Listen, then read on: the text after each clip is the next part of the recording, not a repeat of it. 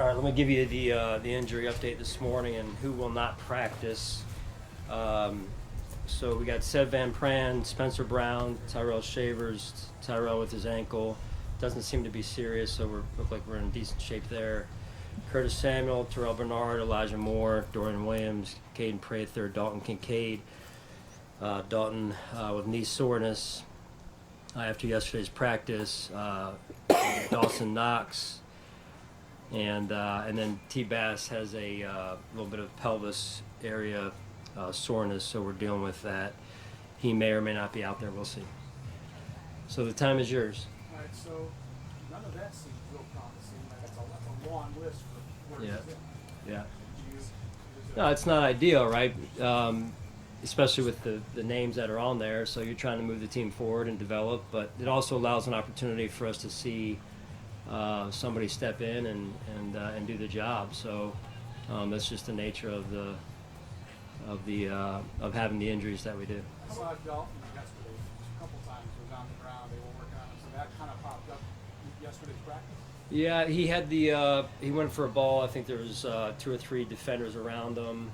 There was I don't know exactly the mechanism, if it was a contact. There was contact on the play, or if it was just the way he landed or what. But that's a better question for Nate. What's up, Prather's injury? Hamstring.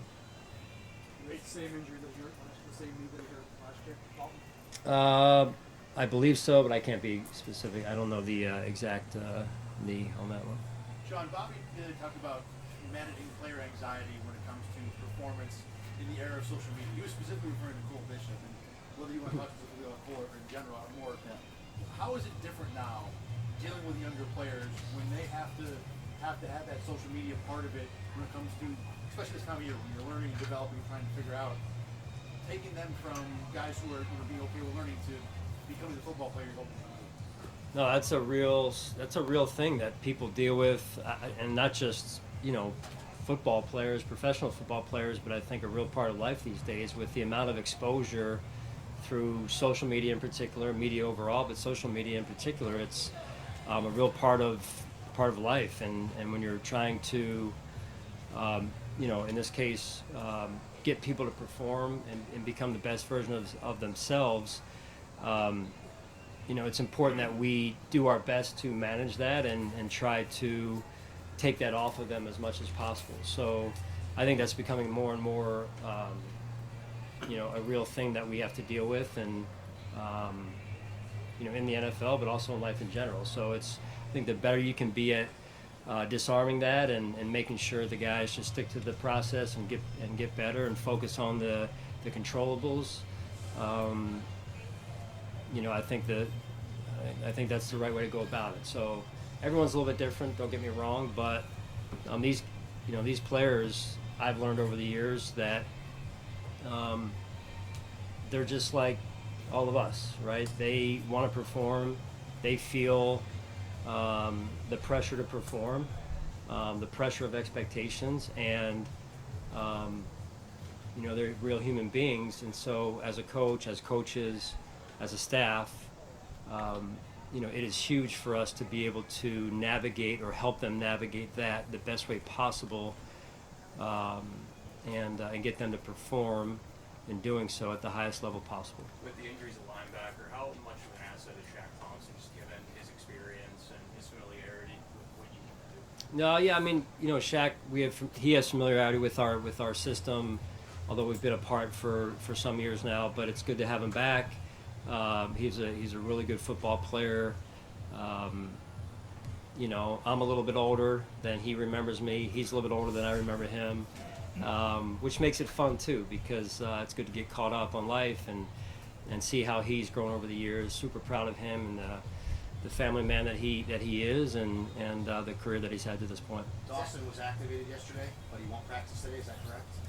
Yeah, he will not be. It's too early. And LaVisca will practice today? He'll do a little bit. Okay. Yeah, he'll do a little Zach bit. Davidson's taken advantages, it seems, back-to-back years now of opportunities. How have you seen his game grow since he's been in your system? Yeah, Zach's a great example of our culture. Here's a player that came to us at an early phase of his career. was in a different culture and setting and environment, and to watch him grow and thrive. He's just been a great addition from an energy standpoint. He's a great young man, also a great family man, and he's out here every day working to improve. And I mean, you love stories like that, right? That he's coming off of a knee 2 years ago now, I think it's been. So he's seen the adversity that was asked about earlier. He's been through that, and he continues to push through. And I'm extremely proud of his attitude, his belief in himself, and his willingness to work every day. Hey, Sean, when the pads come out, what do you want to see? What don't you want to see? I want to see nasty, physical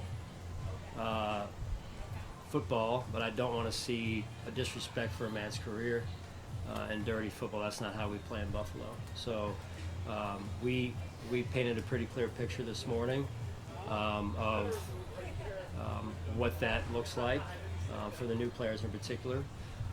So that nastiness that's got to be developed here, but it can't be at the expense of someone's career. So clean, but physical. Sean, to follow up on that, Friday Alec Anderson got into it with teammates on Yeah. and off. He headed down to something pretty quickly after. Was that a statement from you and the coaching staff? To your point, you just said that's not going to work. Yeah, I mean, you guys know fights are going to happen, and you know, I can't sit here and say, hey, I'm for fights, against fights. Fights are going to happen. When you cheap shot someone, I have no respect for that, and so I thought that was a cheap shot, and so I sent him to the locker room, and I communicated clearly to him from a following up standpoint of why I did that. I believe in Alec. I love him. He's one of our, tone setters, which I love, but there is a line there, especially against your own teammates. Hey, Sean, was there a teaching moment for Maxwell Harrison yesterday with how he finished through the Shavers right at the end of that? You know what? We've talked about this a little bit. A couple of coaches and myself, Joe, yesterday afternoon. There's football, right? And you never want to see a player go down. Thankfully, Shaves is in pretty good shape, all things considered, with the way that looked. So I thought maybe we finished a step too long to play. But listen, we can sit here and bitch and complain and put our hands up in the air and say, but we're competing, and that's football. And some things are going to come up, unfortunately, sometimes. That to me is almost a bang bang, maybe a step too long. But you start coaching that, and then the players pull off. So we're trying to get something done here. There are going to be some of those things that come up. Again, that's football. That is different than that situation that we just discussed over there. Before the injury, it seemed like Shavers was making a real push. What have you seen from him early on in the camp and even before? Yeah, no, that'll continue. He'll be back in a couple of days, I believe, and everything goes as planned. And he's a great young man. You guys know it. Probably one of the highlights last year that I remember was him taking that screen and going the distance, So, Shaves and I just caught up a little bit this morning after the team meeting, and he's in good spirits. He wants to be out there. I know he needs those reps. We want to see him, but he's a hard guy to stop just in terms of his heart, his desire. You saw the players come over to him. I think that spoke volumes of who he is and how they respect him.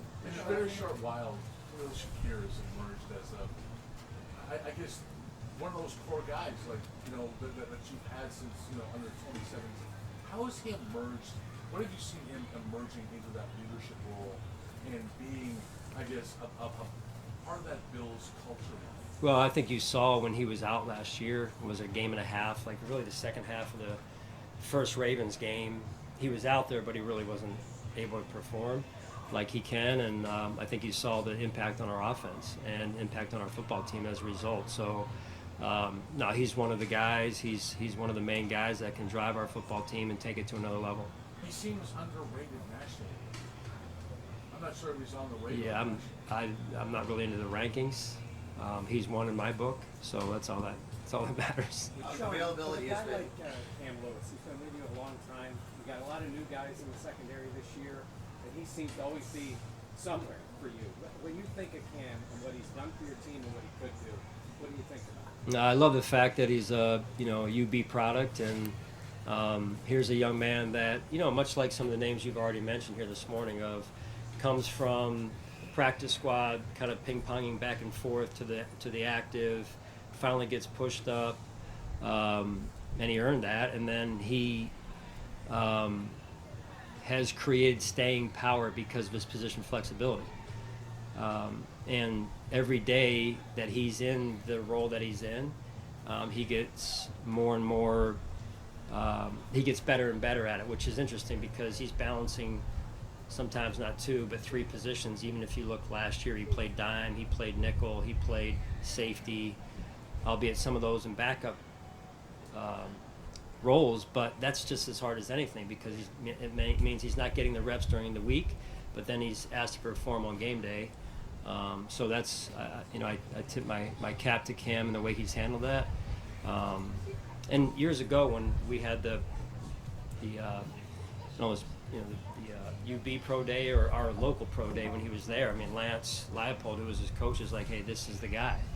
And then I walked around to different staff members and saying, hey, and everyone pointed to Cam, and it's been real, it's been true. So Availability's been a bit of an issue for Balin for the last couple of years. When he's healthy, what does he bring for you? Yeah, you're talking linebackers, right? So linebackers, especially if you're not the starter, you're playing special teams, your core special teams players, and expected to contribute in that capacity. And Balin has that ability, as you said, and he knows this. We've talked about it. Is the availability is what's held him back at times. So he's very aware of that, and we're doing the best. Our medical staff's doing the best that we can to get him just in the right spot so that we can test that a little bit, but not too much, and then he can get on into the season here. With Sean Sullivan, have you seen another level of confidence in Did you say Sullivan? Yeah. Different level of confidence and really development as far as technique for the type of role that he can play in your defense? Yes, he's a second-year player, as you know, that I thought really had a good off-season. And some players come in, make an impact their first year, and then that second or that first summer or second summer, however you want to say it, they kind of, I got this, I know what this is. I've done the same thing going from junior high to high school to college. They kind of get comfortable, and Sally didn't do that. Sally had an impact on special teams a little bit there for us and had some reps on defense. And I thought his summer was really good, and that's paying off as you watch him out here already this to camp. Yeah, you're good. How do you feel Cole Bishop has handled what you've asked of him thus far? He's done a good job. Yeah, he's done a good job. He's focused. T-Rap has done a really good job of basically, locking arms with him and keeping him not dialed in, but more like, safeties, as you guys know, with Micah and Jordan, they have to be in lockstep, right, along with the middle linebacker and the nickel position because they are the quarterbacks of the defense. And Cole, in his second year, is asked to do that, which is a hefty responsibility, in addition to just playing his position. So, I mean, that leadership by those guys that have helped him has been instrumental in his development to this point. There's still a lot of room for work, though, just through reps, experience, seeing what he hasn't seen, last year being hurt some of the season. So, getting these reps, the longer he can stay out here, the better off he'll be. Thank you, guys. Appreciate it.